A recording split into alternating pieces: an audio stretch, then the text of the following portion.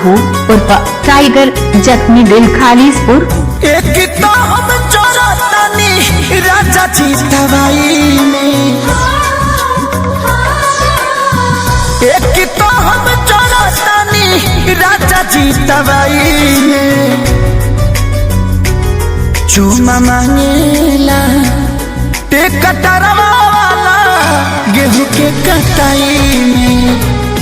चूमा मांगेला ते कटरवा वाला गेहूं के कटाई में।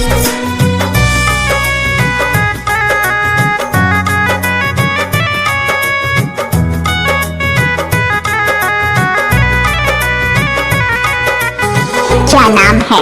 सुनील साहू उर्फ टाइगर जख्मी दिल खालिसपुर। हाँ केहू नहीं बुझातावे हमारा ये दौरान के,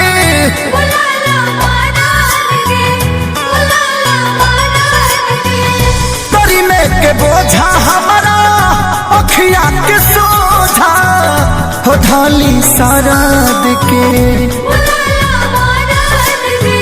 आगे पीछे घुमाता रहता बाई में।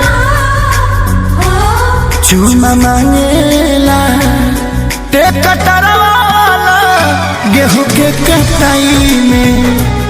चूमा मांगेला ते कटरवा वाला गेहूं के कटाई में।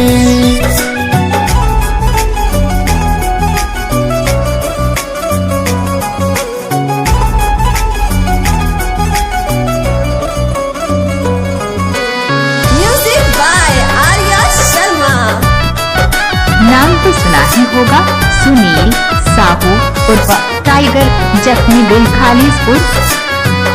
चिंता लगल बा हमारा खेत खारी हनिया के,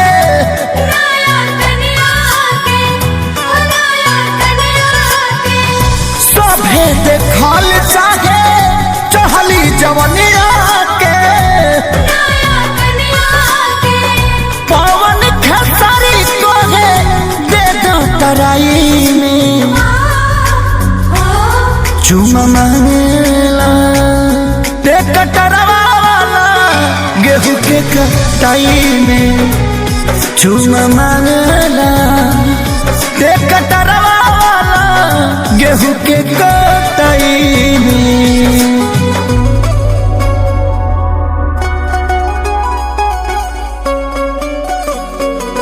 मोबाइल नंबर 78 87 20 76 43। सुनील साहू उर्फ टाइगर नाम तो सुना ही होगा।